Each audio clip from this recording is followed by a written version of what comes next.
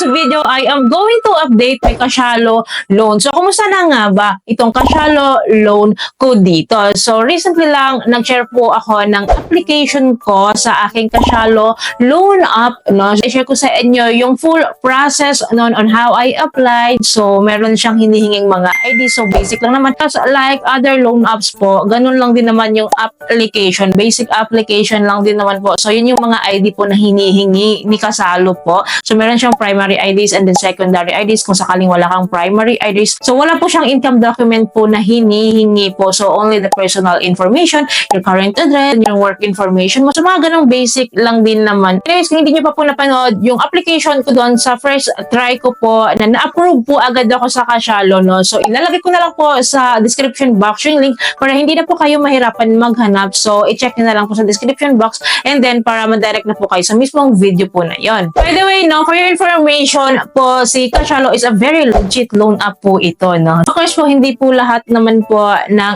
legit loan app na masasabi natin is legit talaga. Kaya nga po nagkakaroon tayo ng loan review update. In the long run ba, okay ba talaga siya? Maaasahan ba talaga siya? Meron bang mga harassment na ganap dito? Kaya nga po talaga, patuloy kami sa mga loan reviewer po, patuloy kami nag-a-update. Sa mga loan app po, nakatulad ng ganito kasi halos lahat na legit loan app pero hindi talaga legit yung iba kahit legit siya. So, nagigets nyo yun. Kaya po this time, mag-a-update ako for the second time and for my second loan. Last time nga po, no, so sa first try ng loan application and loan disbursement ko po dito sa Kasyalo, kaya siya lang loan offer po sa akin sa beginner or sa first try na 1,000 pesos. So, that is payable for 14 days lang. Yung application date ko po was on September 7. So, dapat by September 20 yung pinaka-due ko dito sa Kasyalo para sana mabayaran ko siya. But sa experience ko, honestly, no, yung customer service ni Kasyalo is 5 days to go before my due date is talagang tawag na sila ng tawag. Hindi pa sila ako, tatawag pa rin sila ng tatawag. Although, hindi naman sila nang-harass, no? So, patuloy kasi silang nagre-remind. Ganyan na-explain nila yung loan, saan daw ba ako magbabayad, kailan daw ba ako magbabayad. And then, diba, yung due ko is September 20. So, nire-recommend na po nila na magbayad na daw po ako by September 17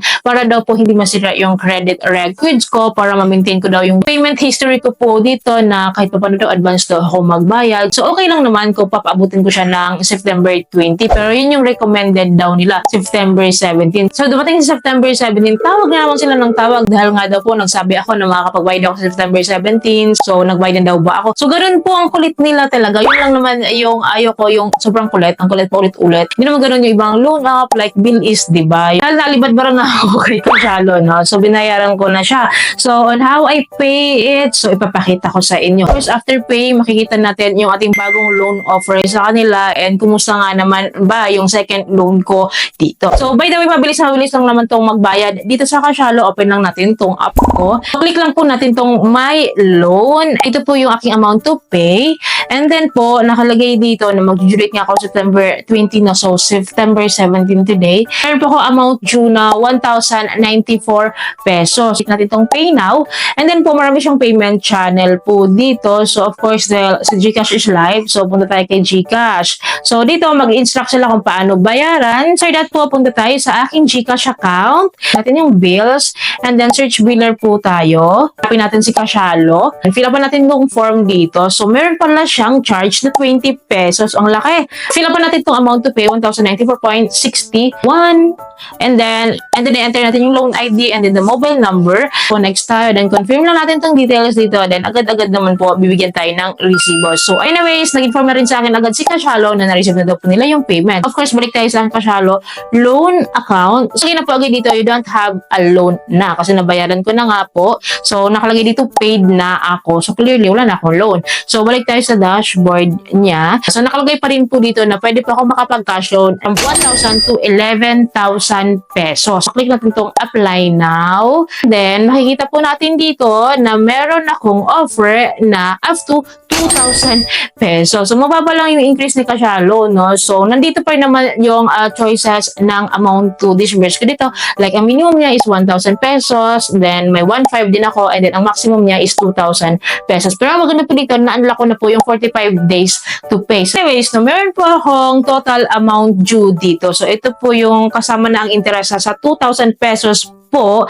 na loan offer po nila. So ito po yung babayaran ko. 2,534.28 na magjuju nga po ako by October 31, 2024 kasi nga po 45 days yung pinili ko. So ngayon po kung kukumputin ko to no, 2,534.28, so minus natin sa 2,000 pesos na loan amount natin. Ang kita po nila sa atin sa loob po ng 45 days is 534.28. So kukunin natin yung interest rate nito ha. Divide lang po natin sa 2,000 pesos. So ang interest rate po nila sa akin sa 45 days is 26.71%. Is 45 days to pay naman yon, pero mataas pa rin siya ha. So by the way, ito pong total amount due worth 2,534.28. Kasama na po dito po yung loan protection plan or yung kanilang insurance fee po na tinatawag. So kasama na rin po dito yung kanilang service fee and then yung interest. Kaya nga po siya lumaki po ng ganyan. Yung service fee po is hindi po siya nawi-waive. Ang nawi-waive po is yung loan protection or yung kanyang loan insurance fee po. So which is ito po siya sa may baba. So as you can see po, so naka-check siya dito. So, nakalagay po sa loan amount due 2,534.28. So kung tatanggalin ko itong check mark dito, sa uncheck lang natin. So magbabago po yung ating total amount due. So as you can see po, naging 2,450 pesos na lang po siya. So yan lang po talaga ang matatanging mawi-waive natin kung ayaw natin tong loan insurance fee po nila dito. So from 2,538 po, no? So naging 2,450 na lang siya. So magbabago of course yung kanyang computation. Dito po sa 2,000 na borrowing amount po natin, naging 2,450 na lang. So ngayon computein natin. So 2,450 minus 2,000 pesos na loan amount natin. So 450 po yung kita na lang sa atin sa loob po ng 45 days. So i-divide po natin sa 2,000% para makuha natin yung kabuuang interest. So ang interest rate niya na lang po is 22.5%. So malaking bagay na ma-waive din natin yung loan insurance fee kung ayaw natin magpa-insured. Lumalabas po na sa 1 month po ang interest rate niya po is 15%. So kasama na po dito yung service fee na ito. So dahil hindi na-waive yung service fee, so 15% a month is okay na rin, di ba? Kahit pa paano, mas okay siya compared dun sa mga loan na po na 0% interest at first loan and babawian ka sa second loan like Peso Ready, OLP, ni Manicat or Digido, di ba yung mga 0% interest yan. Then sa second loan, grabe na yung interest nila, like 50% up na talaga yung hinihingi nila. So much better na rin to no compared to them, and alam naman talaga natin talaga na legit po talaga si Casialo. Next time po no, dahil hindi ko pa naman siya kailangan, pinakita ko lang sa inyo yung second loan offer nila sa akin. So in case na kailangan ko siya, so I will try this one. Pero ma-unlock ko naman yung third loan and titingnan natin kung ma-unlock din yung kanyang payment terms or hahaba ba. So honestly po kasi si Casialo, mabagal siya mag-increase. Sino ba dito sa inyo yung may Casialo account na fourth loan nyo na, fifth loan nyo na, kailang repeat loans na po kayo dito? So kumusta po yung experience nyo? So tumataas ba talaga yung offer nyo? Gano'n nakataas yung offer nyo? Gano'n na rin kahaba yung inyong payment terms? So pakishare naman. Comment down below para kahit pa paano aware din yung mga iba nating viewers po na nagtatanong din regarding this. Kasi sa akin pa ngayon is second loan offer ko pa lang. So I want to know from you sa mga naka-experience na dito kung okay ba siya in the long run. For me no, honestly, maaasahan din naman talaga ito si Casialo kasi nga po buo siya talagang matatanggap kapag dinisburse natin itong loan offer. So nga lang po sa experience ko, di real time yung kanyang disbursement. So it takes after 24 hours. Sa first loan ko, it takes 2 hours bago ko ma-receive yung pera. So